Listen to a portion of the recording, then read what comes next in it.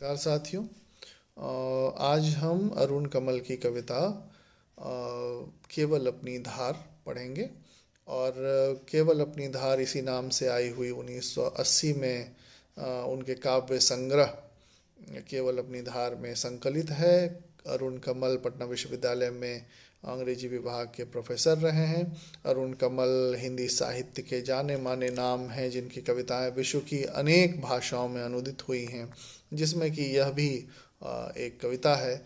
और अरुण कमल की कविताओं का स्वर जनवादी रहा है। अरुण कमल ने अपनी कविताओं में आम जनता, आम जनजीवन, मध्य वर्ग, इनकी समस्याओं को भी उठाया है।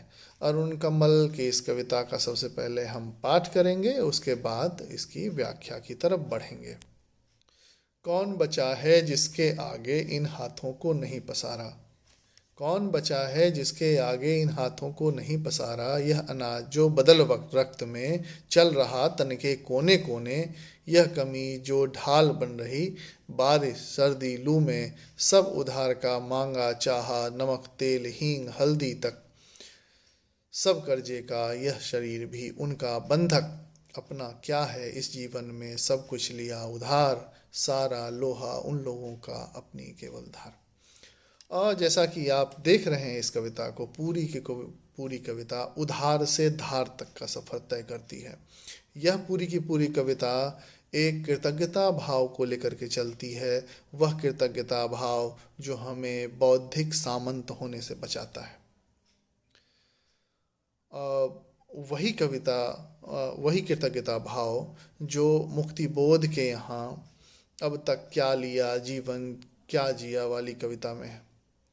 आप पूरी की पूरी इस कविता को जब आप पढ़ते हैं तो शुरुआत में ये बात कर अरुण कमल ने बात की है कि नमक तेल हींग हल्दी कमीज जो कुछ है आपने जो अनाज दिया, और किसने दिया?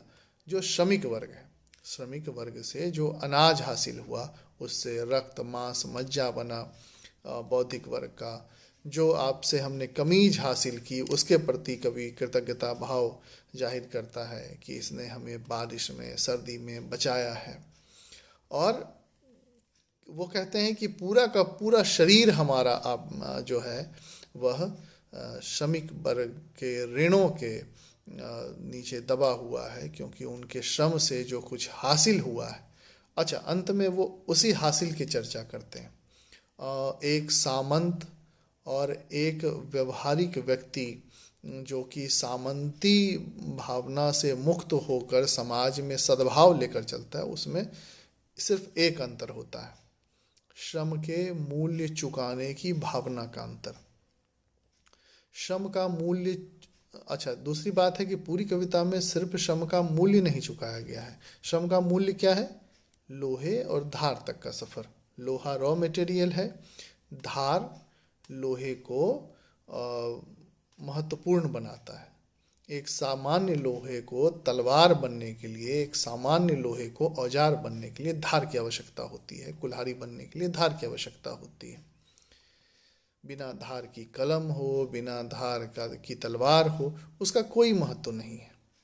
तो और यह धार जो प्रतीक है वैचारिकी का, कवि कहते हैं कि आपने जो कुछ हमें दिया उसके लिए आपका बहुत बहुत धन्यवाद। सिर्फ बात मूल्य तक नहीं है, यह धन्यवाद ज्ञापन, यह कृतज्ञता भाव हमें मनुष्य और अधिक मनुष्य बनाता है, हमें सामंत होने से बचाता है। बौद्धिक सामंत जो सिर्फ अपनी बुद्धि का इस्तेमाल श्रमिकों के शोषण के लिए करता है, उससे हमें बचाता है। और जब सामंत होने से, शोषक होने से हम बचते हैं और बेहतर मनुष्य बनते हैं। और मूल्य में क्या देते हैं? तो मूल्य में बौद्धिक वर्ग का, मध्य वर्ग का एक कवि एक वैचारिकी देता है। वही वैचारिकी जिस प्रकार आप धार, लगातार धार देने, लोहे पर धार देने की प्रक्रिया सतत चलती। धार खराब होता है, फिर धार चढ़ाई जाती है, फिर धार धीरे धीरे खराब हो, इसको कहते हैं आम बोलचाल की भाषा में कुंद पड़ जाना या भूथड़ हो जाना, है ना। हिंदी में एक शब्द है कुंद हो जाना, धार का कुंद हो जाना। और उस पर पुनः धार चढ़ाई जाती है। वैसे ही वैचारिकी का भी एक विकास होता है, ठीक है। और वैचारिकी का यह विकास समाज के लिए उतना ही आवश्यक है जितना समाज के विकास के लिए श्रम की आवश्यकता है। श्रम और वैचारिकी दोनों मिलकर ही नए समाज की आवश्यकता, नए समाज की स्थापना कर सकते हैं। और इस पूरी प्रक्रिया के लिए कवि ने श्रमिक वर्ग को धन्यवाद दिया है, उसके प्रति कृतज्ञता जाहिर किया है। इस प्रकार यह पूरी की पूरी कविता है। समय कम है, नहीं तो इस कविता के बारे में और देर तक चर्चा हो सकती थी। फिलहाल AMU HRD की पूरी टीम को मेरी तरफ से बहुत बहुत धन्यवाद। आपने हमें इस कविता के बारे में और ये पूरी जो हमारी ट्रेनिंग है, इंडक्शन कोर्स है, उसके लिए हमें तैयार किया है। और आपका बहुत बहुत धन्यवाद।